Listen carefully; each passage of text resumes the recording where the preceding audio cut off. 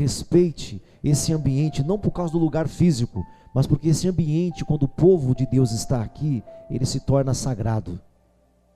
Amém, irmãos? Tá bom, irmãos?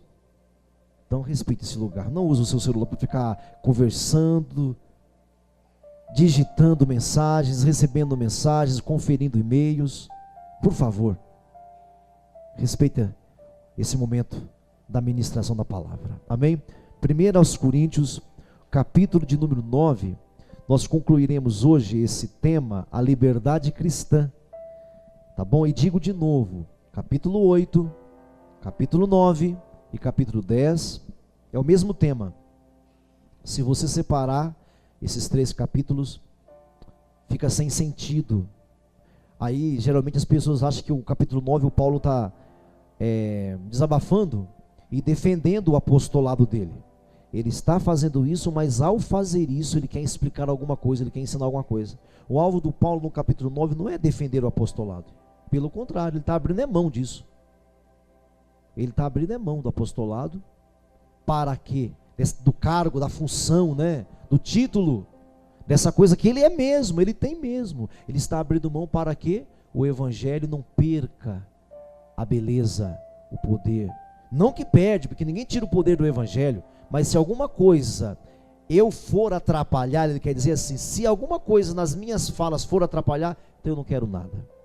Amém? Então nós estamos vendo o ponto B, que é Paulo tem o direito ele defende o direito de recusar o suporte financeiro, suporte emocional, suporte relacional. Ele tem o direito, ele está defendendo o direito, porque no ponto A, o primeiro ponto que nós aqui estudamos, foi que Paulo defendeu o direito de receber todo o custeio, todo o suporte, em todas as áreas. Amém? Foi o primeiro ponto, foi lá do versículo 1 até o versículo 14, nós vimos isso. Amém? Talvez você que não venha sempre, talvez não entenda, mas dá para entender, a gente faz de tal forma que é para todo mundo entender. A questão é, diga para o seu vizinho, presta atenção. Diga, só não entende se não prestar atenção. Só se não prestar atenção, viu, irmão? Porque quem ensina é o Espírito Santo, não é o Espírito Santo? Então se você não se disponibiliza, então ele não vai ensinar você. Amém, irmão? Tudo bem? Então vamos ler o capítulo 9, vamos ler a partir então do versículo 15. Tá bom? Vamos ler a partir do versículo 15. Amém? Então o Paulo aqui, o capítulo 9, do versículo 1 até o versículo 14, o Paulo defende o direito de receber o suporte em todas as áreas. Ele defende, isso foi provado lendo, explicando o texto. Do versículo 15, ele defende o direito de recusar. De recusar, eu quero recusar. Embora lá no 2 aos Coríntios ele vai falar que com isso o povo dessa igreja ficou mal formado. O povo ficou mal acostumado, melhor falando, mal acostumado. Lá em 2 Coríntios, ele vai dizer que por causa disso, esse povo ficou mal acostumado. Porque todas as igrejas sustentavam Paulo para pregar em Corinto. Então ficou mal acostumado. Aí o Paulo desabafa lá falando isso. Eu cometi uma falha técnica com vocês. Técnica. Porque vocês ficaram mal acostumados. Ele queria algo certo. O alvo dele era mostrar o poder do Evangelho. Poder do Evangelho. Então, para mostrar o poder do Evangelho, se eu tiver que virar pó, eu viro pó. Se eu tiver que lamber o chão, eu lambo o chão. Desde que eu coopere com o Evangelho. É isso que ele quer dizer. Amém? Então aqui do verso 15 para frente, ele vai defender o direito de recusar o suporte. Amém? Vamos ler então? A partir do verso 15.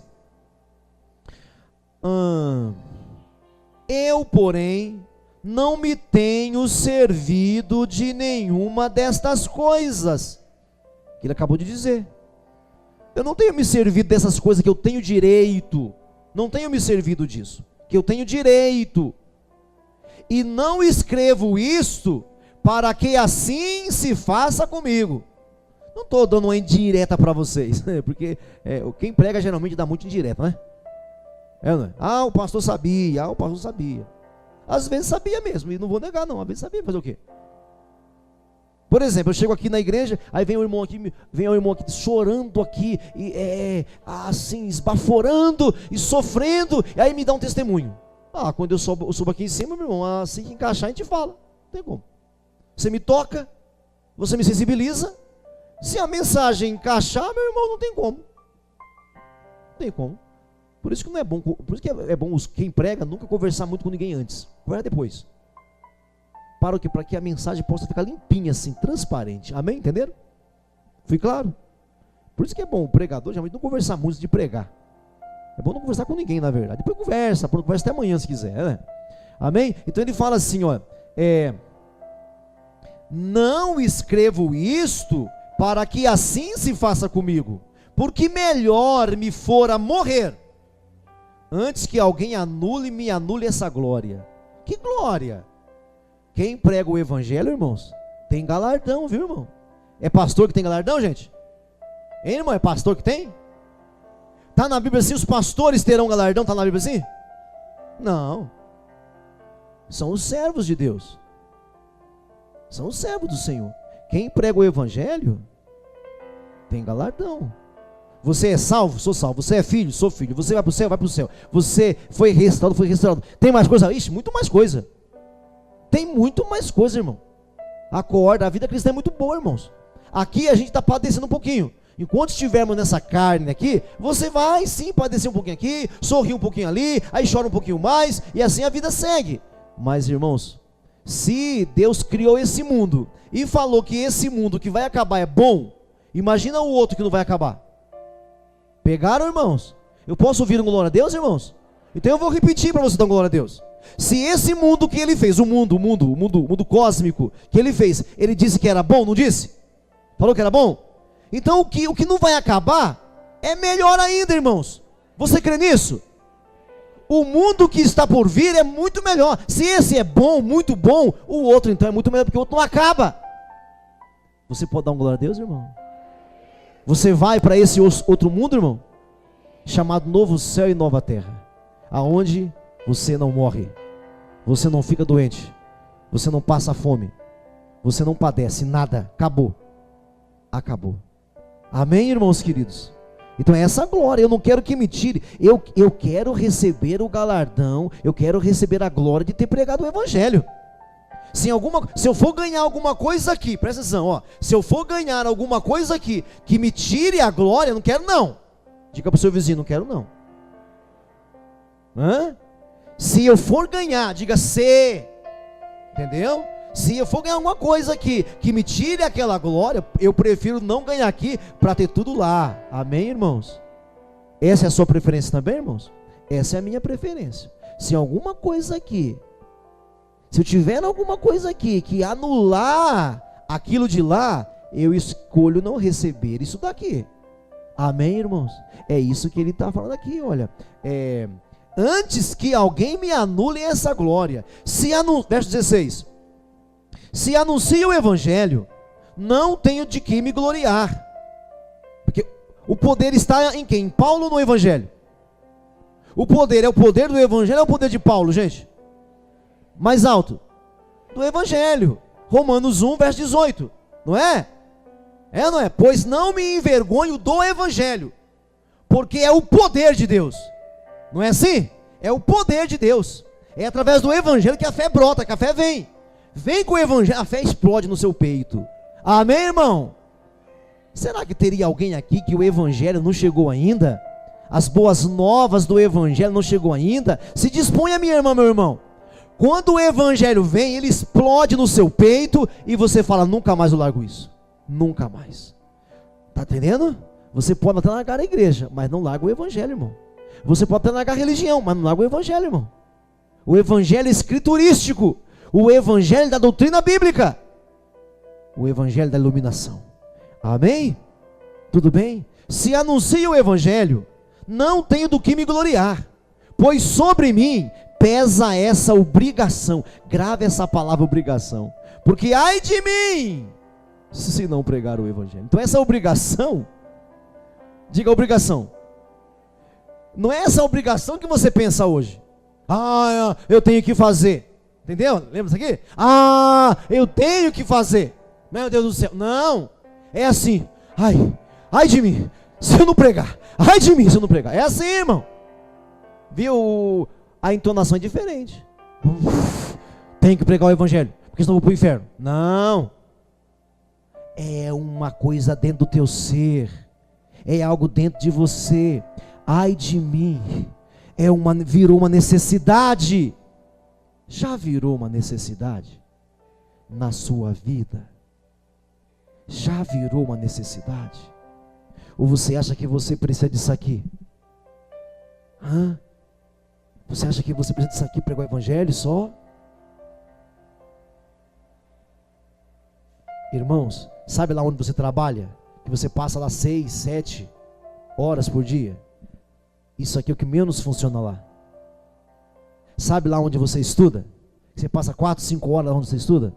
O que você menos precisa disso aqui é vida, é testemunho de vida, é as pessoas perceberem em você, são as pessoas verem em você, perceberem em você o poder de Deus. É diferente esse garoto, é diferente essa garota, esse homem é diferente, essa mulher é diferente, tem algo diferente nele, tem algo diferente nela. Eu olho, eu analiso esse fulano, analiso e não entendo. Eu analiso esse menino, eu analiso essa menina, ela só tem 15 anos, só tem 16 anos, acabou de nascer e eu não entendo. Eu quando tinha 15 anos não fazia o que esse menino cristão faz. Isso é pregar o evangelho. Isso é pregar o evangelho. É diferente. Então ele fala, pesa sobre mim essa obrigação. Ai de mim, se não pregar o evangelho. Se o faço de livre vontade, tenho galardão. Tenho galardão. Mas se constrangido, se é um constrangimento, então eu me sinto responsável. Viu aí? A responsabilidade de dispenseiro. Então essa obrigação é de um chefe de cozinha, gente. Sabe um mestre de cozinha? Essa obrigação é de um farmacêutico. Não o farmacêutico que vende o remédio, mas o farmacêutico que faz as reações químicas, que sabe unir os elementos químicos. É essa a responsabilidade que nós temos. É essa a obrigação, porque você conhece a cruz do evangelho, você conhece Jesus, você conhece que Ele é Salvador do mundo. Então você sabe falar sim. Todos aqui que aceitaram Jesus sabem falar. Então é uma responsabilidade de chefe de cozinha, que sabe, é tanto de óleo, é tanto de sal, é tanto de açúcar, é uma pitadinha desse tempero. É essa a responsabilidade, é essa a obrigação. A obrigação aqui, ela passa pela formação, não pela informação, mas pela formação. O que é isso, pastor? É isso que você está sendo formado, não é informado. Quando eu falo assim, não ligue para o meu discurso, não ligue para a minha palestra, mas esteja atento ao Espírito que vos fala. Esteja atento ao Espírito de Deus que marca você nessa noite. Então todos vocês sabem, todos vocês são dispenseiros. Então ai de mim se não pregar o evangelho. Se faço de boa vontade, que tem esse lado, é um prazer fazer isso. Eu tenho galardão, eu sou galardoado, eu tenho galardão.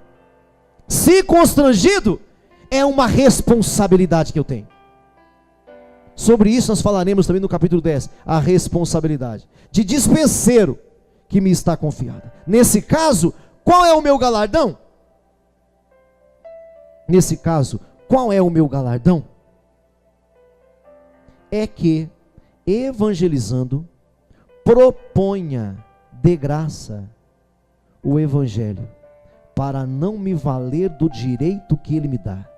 Ele me dá direito? Dá. A Escritura diz isso? Diz. Mas se o ouvinte, se os meus ouvintes, se aqueles que estão sendo formados for ficar deformado, então eu abro mão de qualquer direito que eu venha a ter. Se alguém vai ficar deformado, qualquer pessoa bem intencionada que for ficar deformada, então eu abro mão de qualquer direito. Aí é o capítulo 8, versículo 3. O amor edifica, o saber ensoberbece. Então eu prefiro amar você do que ensinar você. Eu prefiro que a gente se ame, que nós nos amemos, do que nós sejamos os grandes sabedores. Amém, irmãos? Diga: amor edifica. Diga: quem sabe tudo. Diga: quem sabe tudo, na maioria das vezes, não ama. Vou repetir. Diga: o amor edifica. Diga: quem sabe tudo, nem sempre ama. É isso, irmãos. Amém? Nesse caso, qual é meu galardão? É que evangelizando, proponha de graça o evangelho, para não me valer do direito que ele me dá. Porque sendo livre de todos, fiz-me de escravo. Então, qual é o argumento de Paulo? Primeiro, ele faz isso por amor ao evangelho. Diga: amor ao evangelho. Segundo, ele faz isso por amor aos pecadores. Diga: amor ao evangelho. Olhe para mim, por gentileza. Amor ao evangelho. A doutrina pura e cristalina. Aquilo que salva, aquilo que eu falei a semana passada. Quem ama o evangelho não chega para alguém e fala assim: largue a cocaína. Não fala isso. Quem ama o evangelho, quando leva o evangelho, não fala assim: deixa o cigarro. Não fala isso. Porque não tem como o pecador largar o pecado. Mas o evangelho entra no pecador. Entra no pecador e arrasa, no bom sentido, o pecador. Então você, se amar o evangelho, você vai ter o cuidado. Vai ter o cuidado de não falar o que o evangelho não disse. Eu sempre tive esse cuidado. Não vou dizer o que o evangelho não diz. Se o evangelho não diz, eu também não digo. Ah, você tem que largar o pecado. Você tem que largar as drogas, largar a bebida, largar isso. Isso não é evangelho, irmão. Quando Jesus foi na casa de Zaqueu, Zaqueu já era salvo ou era um perdido? Perdido. É ou não é? Tanto é que os demais ficaram espantados. Zaqueu, estou indo na sua casa hoje. Quando Jesus encontrou e pediu água para a mulher samaritana, ela era uma pecadora ou era uma salva? Pecadora. Então, se você ama o evangelho, você vai ter o cuidado. Eu lembro quando eu fui discipular os meus pais. Meus pais já eram cristãos, mas eles não eram discipulados. Eu os discipulei, tenho honra de falar isso. Eu os discipulei. Aí comecei a ensinar sobre filhos de Deus para eles. Aí comecei a ensiná-los que eles não eram filhos de Deus. Eles não eram ainda, eles não entendiam isso. E com o maior cuidado deles aprenderem que eu não sou salvo porque fiz alguma coisa. Porque é isso que muitos acreditam, inclusive aqui na nossa igreja. Acha que é salvo porque fez uma coisa boa.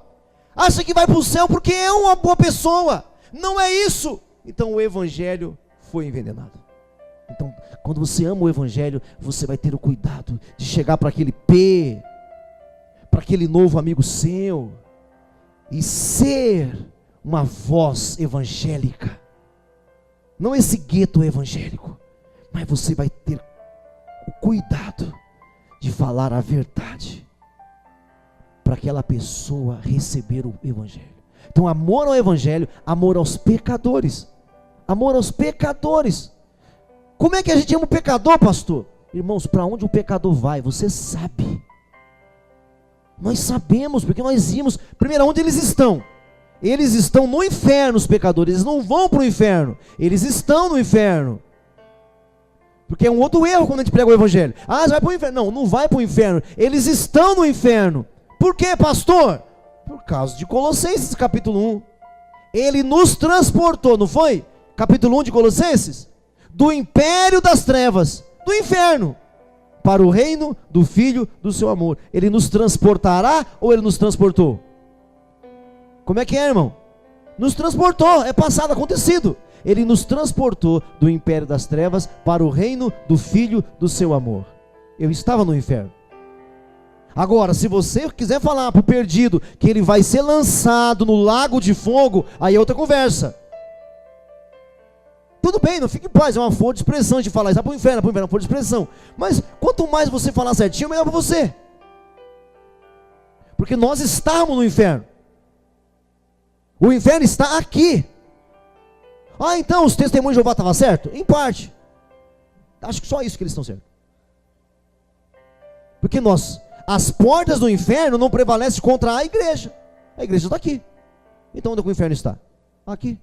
Se as portas do inferno não prevalecem contra a igreja, onde é que o inferno está? Está aqui, onde está a igreja.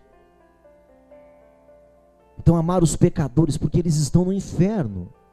Não, eles podem ter boa vida, eles podem comer, beber, trabalhar, ganhar bem, ser empresário, mas eles estão no inferno, eles não têm paz, eles estão sempre preocupados com amanhã, eles estão sempre preocupados se a bolsa vai subir, se a bolsa vai cair, se o dólar vai subir, se o dólar vai descer, estão preocupados, tem insônia o tempo todo, angustiado, as clínicas de psicólogos estão todas cheias,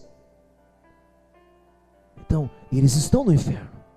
Então amar os pecadores nesse sentido, não é amar dar beijinho neles não é para dar beijinho nos perdidos não, mas é amá-lo no sentido de ser uma voz evangélica, uma voz bíblica, uma voz escriturística para eles, devagarinho, dose a dose, ensinando, sendo a revelação de Deus. Amém, irmãos? Vocês estão me ouvindo ainda? Então o segundo argumento, Paulo ele fala assim, ó, é por amor ao evangelho que eu abro mão do direito, eu recuso o direito, para que o evangelho seja puro, é por amor aos pecadores. Verso 19, porque sendo livre de todos, fiz-me escravo de todos. Para o quê? A fim de ganhar o maior número possível. Por quê? Para ser eleito, gente, é isso? Paulo quer ser prefeito, é isso, irmão? Paulo quer ser um deputado, é isso? Não. O que é isso aí, ganhar o maior número possível? Perdidos. Por amor aos pecadores. Então, por amor aos pecadores, ele abre mão de qualquer direito que ele tenha. Pegaram isso aqui? Ele, por amor ao evangelho, abre mão do direito, por amor aos pecadores, ele abre mão. Aí ele fala no verso 20, eu procedi para com os judeus como um judeu, a fim de ganhar os judeus, para os que vivem sob o regime da lei, como se eu mesmo assim vivesse, para ganhar os que vivem debaixo da lei, embora não esteja debaixo da lei, ao sem lei, como se eu mesmo o fosse sem lei, não estando sem lei para com Deus. Eu não estou sem lei, olha isso aqui, viu? Diga, eu não estou sem lei. Mas era como se estivesse sem lei, porque eu não estou sem lei. Olha a sequência, eu estou debaixo da lei de Cristo, para ganhar os que vivem fora do regime da lei. Olha para mim aqui então. Então, por amor aos pecadores. Então ele fala o quê? Quem são os pecadores aqui na voz do Paulo? Quem são os pecadores aqui? Os judeus, que é o povo da aliança, é o povo do Antigo Testamento. Esses são os perdidos. Você está me ouvindo, irmão?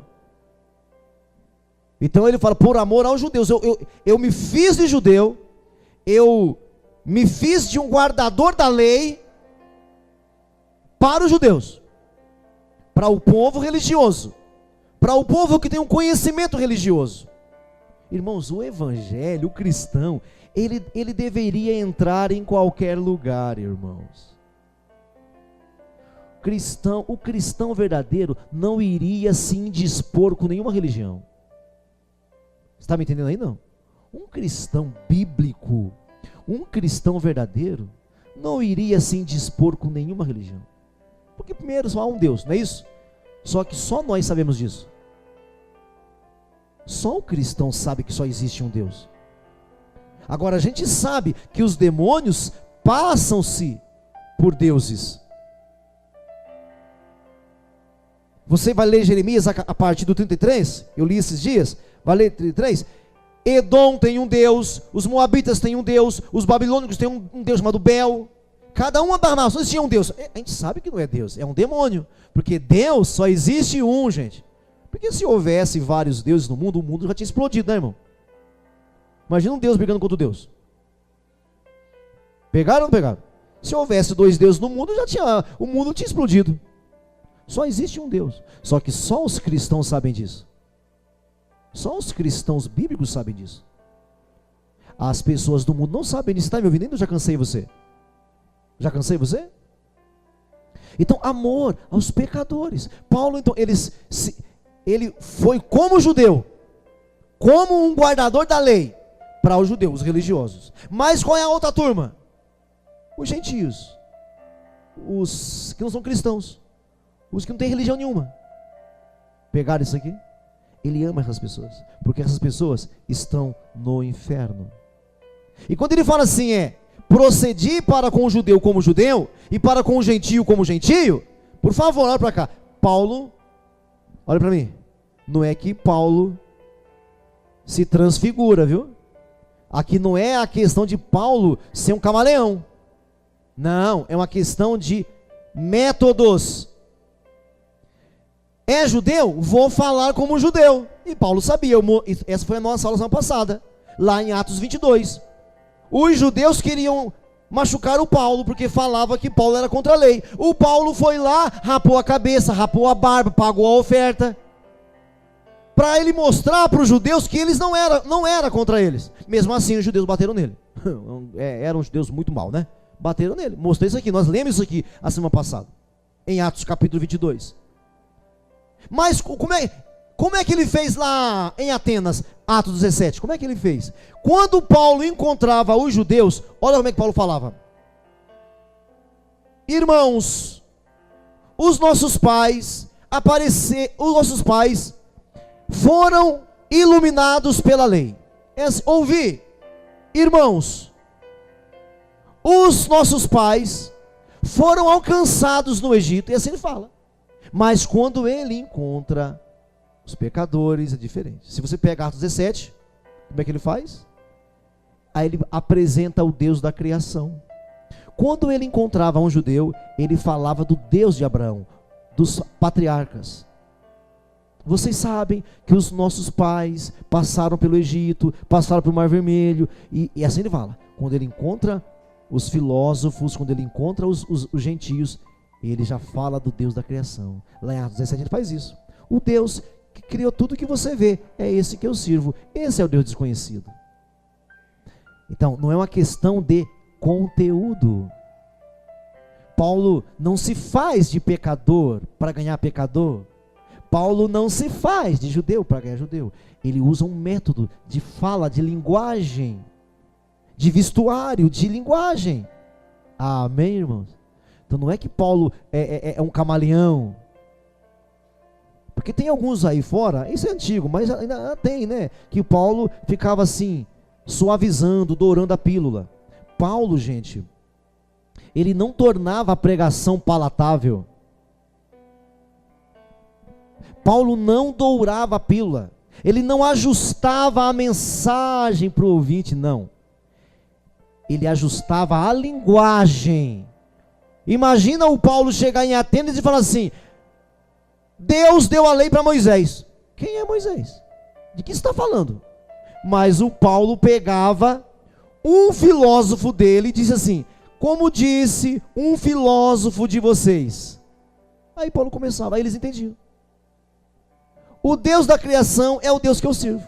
O Deus que criou o céu, a lua, as estrelas, todo mundo entende isso, não entende? O Deus que criou o mar, todo mundo entende? Ou você só acreditava que Deus criou o mundo quando você se converteu? Ou já acreditava antes? Então não é uma questão de conteúdo, é uma questão de método. E ele faz isso por amor aos pecadores. Amém, irmãos? Tudo bem? Verso 21. Aos sem lei, como se eu mesmo o fosse. Não estando sem lei, não, aqui dentro tem lei, ele sabe de Jeremias, explica isso para nós, né? Para com Deus, mas debaixo da lei de Cristo, para ganhar os que vivem fora do regime da lei. Então ele quer ganhar duas turmas: a turma que pratica a lei, mas não é salvo, e a turma que nem conhece a lei. Essa turma ainda existe aqui hoje? Existe, irmãos.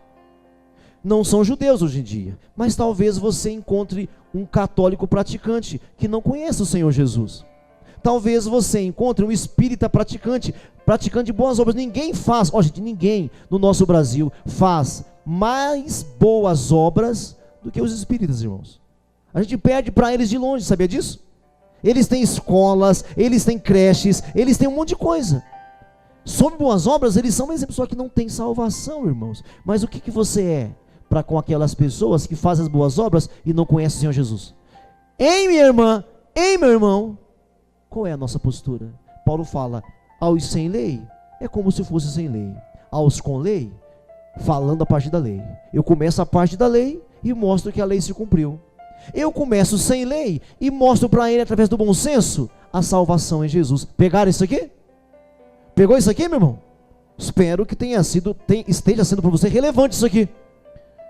Amém, queridos? Olha o 22. Fiz-me de fraco. Fiz-me fraco, não de fraco. Fiz-me fraco para com os fracos. Não é de fraco, tá bom? Fiz-me fraco para com os fracos, com o fim de ganhar os fracos. Quem é o fraco? De acordo com o próprio Paulo. Romanos capítulo 5. Quem são os fracos? Aqueles que estão separados de Cristo. Romanos capítulo 5, você vai ver isso. São aquelas pessoas que estão separadas de Cristo, que nem sabem que Cristo existe, esses são fracos. Então, eu fiz-me de fraco, eu fiz fraco para com os fracos, com o fim de ganhar os fracos. Fiz-me de tudo para com todos, com o fim de, por todos os métodos, gente, salvar alguns. Paulo ama os pecadores. Você ama os pecadores, irmãos? Olha para mim, por gentileza. Nós amamos os perdidos.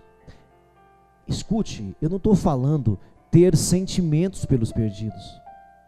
Eu estou falando se você tem dó deles, tem compaixão, porque sabe onde eles estão e para onde eles vão. Você tem compaixão dos perdidos. Irmãos, não deveria ser assim, mas eu fico muito dolorido quando eu vejo um cristão largar o evangelho. Eu falo assim, meu Deus, como pode conhecer um amor desse jeito, um amor dessa profundidade, um amor dessa largura, não cobra nada de nós? Como é que alguém pode abandonar o evangelho? E aí eu devo falar de novo, abandonar a igreja nem sempre é abandonar o evangelho. Agora, quem abandona a igreja, gradativamente vai esfriando no evangelho. Deixa eu deixar isso claro de novo, vou repetir outra vez. Largar a igreja não é largar o evangelho. Você está me entendendo isso aqui? Eu preciso repetir isso. Largar a igreja não é largar o evangelho, não. O evangelho é outra coisa. Mas largar a igreja, gradativamente, você vai esfriando no evangelho. Porque você vai desaparecer, você vai parar de ouvir a palavra. E a palavra que é espírito, a Bíblia não diz isso? A palavra que eu vos tenho dito são espírito e vida. Como é que você, sendo espírito, vai viver sem espírito? O que é que alimenta você como espírito, se não outra coisa que seja espírito, irmãos? Eu estou me fazendo entender, irmãos? Hein, queridos? Por favor, me diga sim ou não. Você não tem que ter sentimentos emocionais, sentimentais para com os perdidos. Você tem que entender que eles estão no inferno e vão para o lago de fogo. Por melhores que eles sejam, por mais bacanas que eles sejam, porque ninguém é salvo por obras, ninguém é salvo por fazer coisas, irmãos. Então, Jesus tem que chegar para aquelas pessoas. Por isso Paulo olha, se o meu direito for atrapalhar, eu não quero ter direito. Eu não quero ter direito.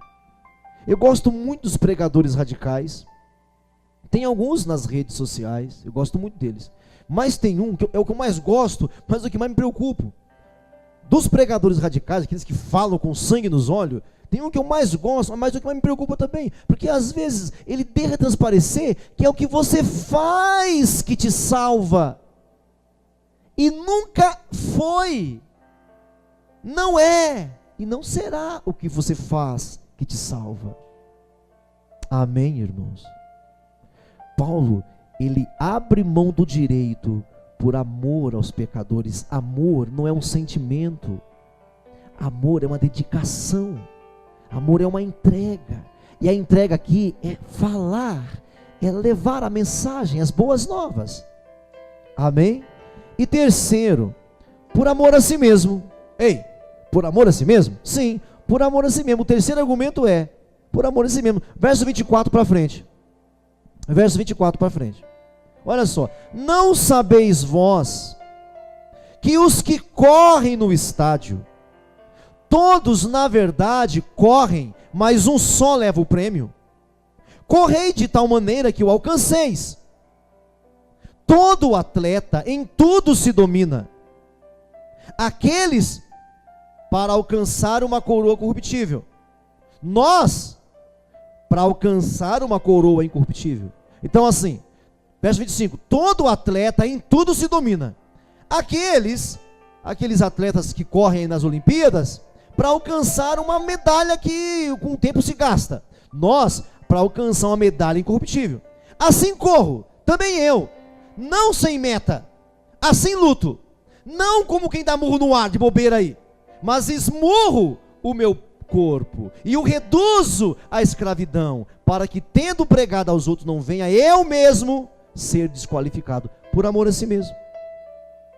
Então, o terceiro argumento, eu faço isso porque eu me amo. Aí ele vai falar sobre os jogos das Olimpíadas que tinha em Corinto. O lugar que mais tinha jogos, que mais se praticava as Olimpíadas, era em Atenas. Corinto era o segundo lugar mais praticado. Só que não é como é hoje. Tinha jogos olímpicos sempre em Atenas e sempre nas mais cidades, cada um na sua, não se misturava como hoje. A cada 3 anos, em Corinto, tinha Jogos Olímpicos. Era um hábito, era o segundo melhor lugar para a prática de esporte. Paulo vai usar essa linguagem para explicar para o povo de Corinto como é que se vive. A cada 3 anos acontecia isso ali na cidade de Corinto. Então ele pega a figura do atleta, que é o corredor, e ele pega a figura do lutador. Entendeu? O lutador, o atleta, olha o versículo 25. Todo atleta é o corredor aqui, no verso 25. Todo atleta. E aqui no versículo 27 é o lutador. Assim corro também eu, não sem meta. Assim luto, não como quem dá murro no ar. É as duas figuras. Ele usou lá no capítulo 6, ou foi 5, a figura, outras figuras. No capítulo 8 usou o pastor, não foi? Usou o pastor? Lembra do pastor? Do pastor de gado? Do semeador, do agricultor. Aqui ele vai usar a figura do lutador e do corredor.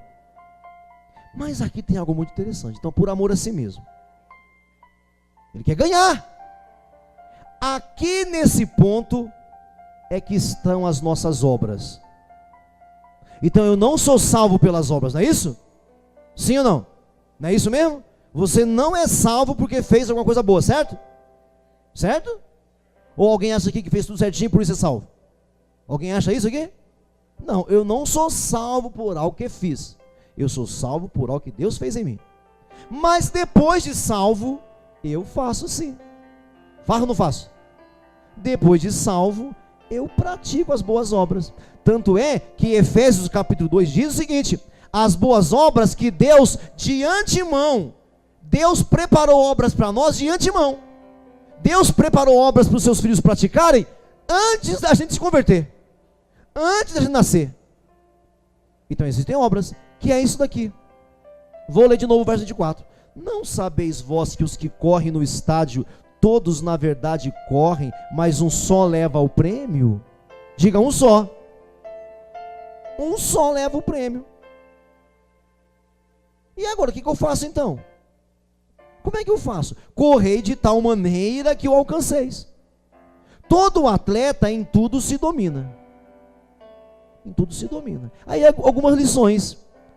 Algumas lições. Então a vida cristã é comparada a uma batalha. Diga, uma batalha.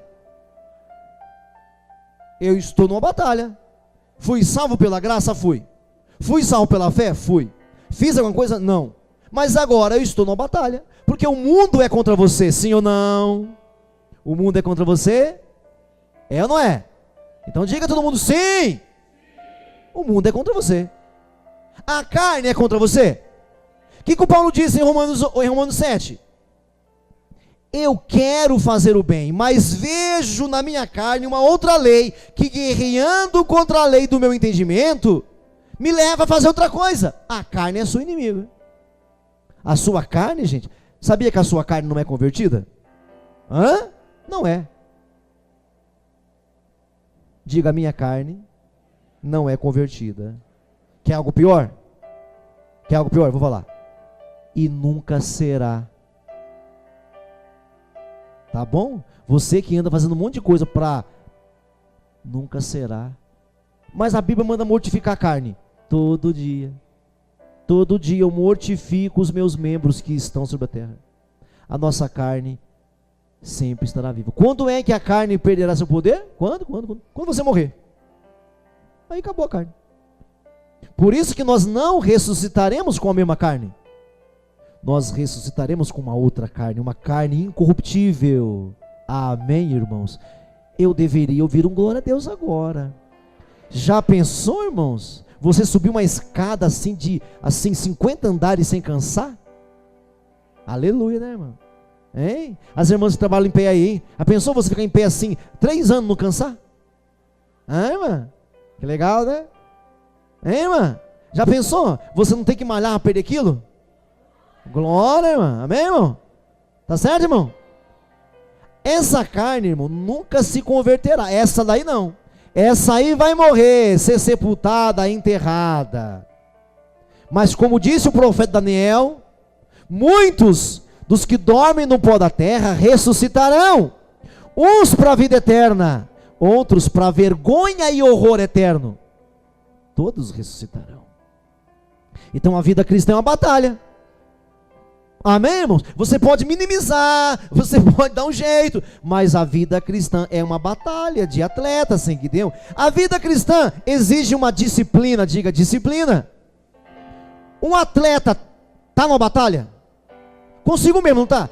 Vem cá, quando alguém chega para um atleta que treina 8 horas por dia e oferece para ele um sonho, um pudim, hein, irmão? Coitado do atleta, né, irmão? Você acha que ele não quer o pudim? O sonho. O que mais que é bom por aí? O que mais que é bom pra caramba por aí, que você gosta muito? Um sorvetão assim, 2 kg de sorvete. Irmão? É uma batalha, irmãos. A segunda é uma disciplina.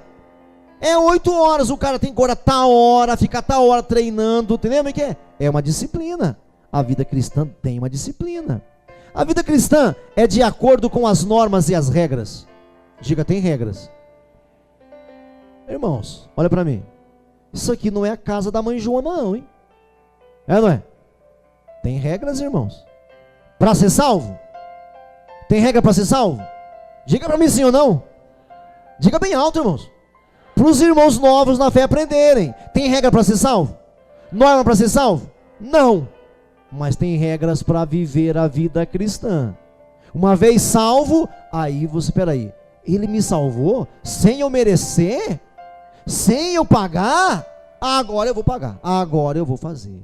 Amém, irmãos? Ou você quer o contrário? Ou você prefere o contrário? Bom, primeiro não é possível. Mas se você quiser o contrário, eu já te digo logo, é impossível. Mas pode tentar. Tenta a sorte aí, playboy, playgirl. Tenta a sorte. Eu prefiro muito mais o plano de Deus. E você? Ele me salva e agora eu vou agradecer a Ele. Melhor assim, irmãos? É melhor assim, igreja? Ele me salva, agora eu vou ser grato. Por isso que você nunca pode esquecer quão pecador você era. Que foi a última pregação que eu fiz aqui, né? Amém? Então tem normas, tem regras, tem forma, tem jeito de viver. Existe um jeito de seguir a Deus. Para nós tem um jeito certo. De servi-lo, de agradá-lo. A fé, a santidade, a justiça, o juízo, a firmeza, o caráter, a transparência, a veracidade, a honestidade, a integridade. Existe uma forma bíblica, que a Bíblia nos ensina, fugindo da aparência do mal, fugindo da carne, saindo do mundo. Amém, irmãos? Tem uma forma certa de viver. Outra coisa, o atleta tem meta? O atleta tem meta? Tem alvo? Tem que ter, não tem, irmãos? E nós temos metas? Temos, irmãos. Primeira meta nossa, estar com o Senhor. Essa meta não pode passar. Primeira meta nossa, o Senhor.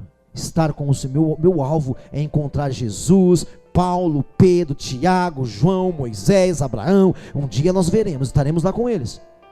Você tem meta. Mas o Paulo aqui ele quer falar da outra meta.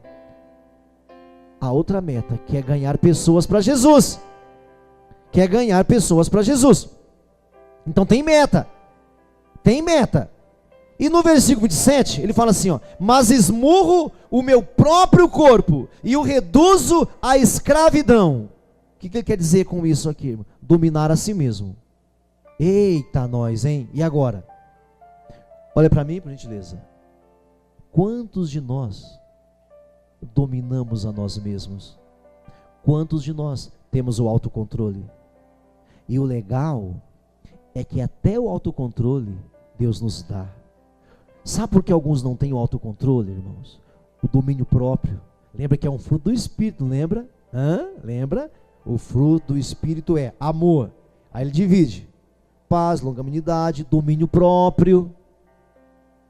O domínio próprio é um fruto do Espírito. Ah, eu não tenho ainda. Ouça o Evangelho. Vai se expondo à Escritura. Eu não posso garantir para vocês que eu já frutifico em todos os frutos do amor. Porque o amor, qual que é o fruto do Espírito? É o amor. E como é que o amor se manifesta?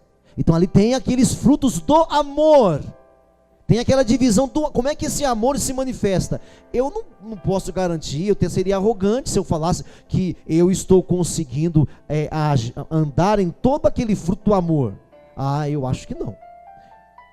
Eu acho que eu não estou não, mas eu estou atrás. Eu olho e falo: meu Deus, olha eu aqui errado. Olha como eu sou arrogante. Olha como eu sou agressivo, Senhor. Está entendendo, irmão? Mas o domínio próprio, o autocontrole, não é você ser uma freira. Não. O autocontrole não é você não xingar alguém. Não. O autocontrole é você com você. Não é você com o próximo. Você está me ouvindo ainda ou está olhando para o seu filho aí?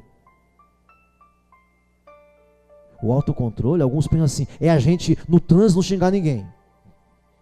Pode até ser isso, mas não é isso não. O autocontrole é você com você mesmo. Sabe, quando você tem aquela chance de ver pornografia, sabe, quando os seus sentimentos estão exacerbados, sabe, quando você quer picar o pé, sabe, sentar o pé mesmo, sabe, quando você não aguenta mais, sabe, quando o desânimo bate, sabe, meu irmão, quando você não consegue ficar sem mentir, hein? Domínio próprio é com você, não é você apenas com os outros, primeiro é com você. O atleta que não se domina, que não se controla, que não é com os outros, irmãos, é consigo. A figura do atleta, o atleta é consigo. Mas para finalizar, aqui tem uma coisa impressionante que eu deixei agora para o fim. Tem uma coisa que treme. Então a meta é glorificar a Deus ganhando pecadores, né? Mas aqui tem uma coisa tremenda. Vamos ver aqui. Verso 24. Não sabeis vós que os que correm no... Presta atenção que aqui é tremendo agora. Não sabeis vós que os que correm no estádio, todos na verdade correm, mas um só leva o prêmio? Quantos levam o prêmio, gente? Um só. Mas e o treinamento é diferente, irmãos? O treinamento é diferente, irmãos? Diga mais alto, irmãos. Não, é igual, irmãos. É 8 horas, depende da modalidade, é 8 horas, 7 horas, 3 horas de treinamento, você entendeu? O treinamento é igual. Só que um só leva. Talvez pela aptidão, talvez por algum dom de alguma coisa física ou fisiológica, mas um só leva. O treinamento é igual, a disposição é igual. Mas no caso das Olimpíadas, do esporte, no caso ali da vida de atleta, o treinamento é o mesmo para todos, e um só leva. Agora veja isso aqui, olha que coisa linda, que iluminação Deus me deu aqui, olha só. Um só leva. Ele fala: correi de tal maneira que alcance. Ou seja, então fica no treinamento, pratica a disciplina.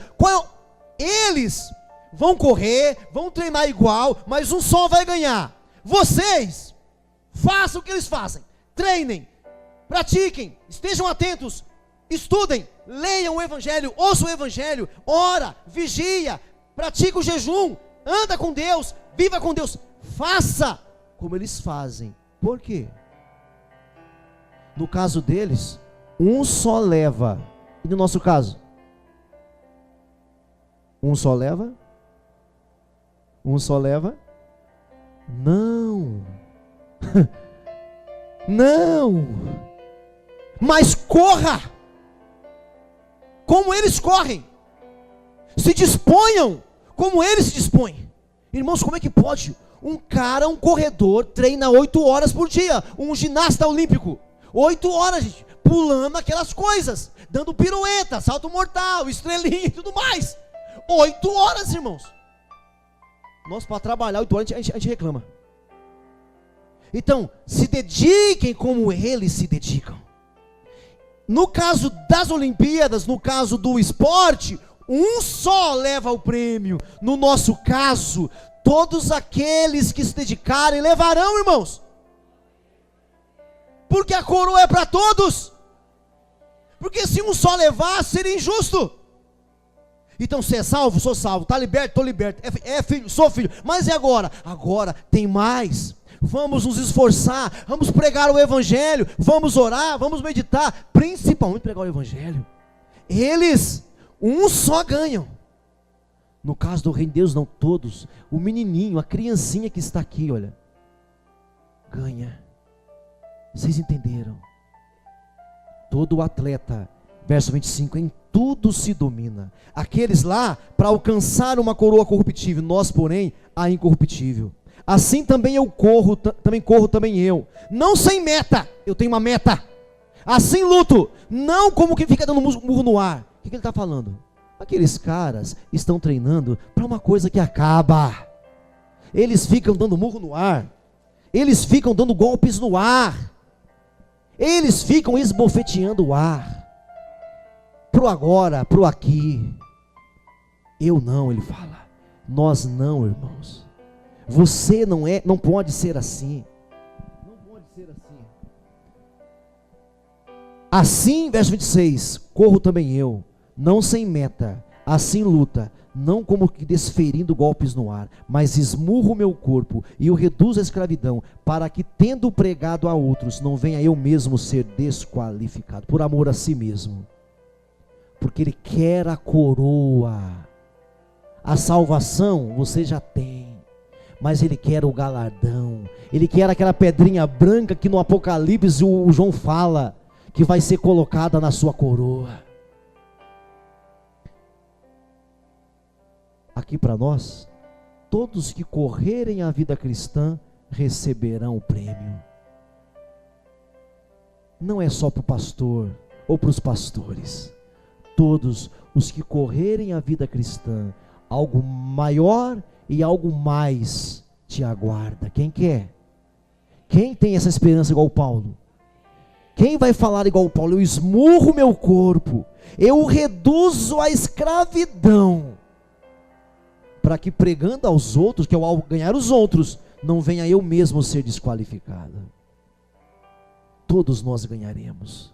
Não é iguais aos esportistas, não é igual ao atleta. Corra de tal forma que o alcanceis. Correi de tal maneira que o alcanceis.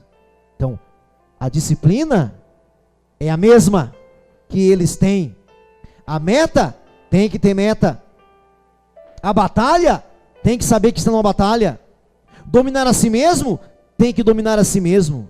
A meta tem que ter meta. Eu quero encontrar o Senhor no ar. Eu quero ganhar mais pessoas para Jesus. Quanto mais pessoas eu ganhar para Jesus, mais minha coroa vai brilhar. Amém, irmãos? Você pode dar um glória a Deus agora? Você pode falar aleluias? Curva sua cabeça, feche os seus olhos agora em nome de Jesus. Curva sua cabeça, queridos. Feche os seus olhos.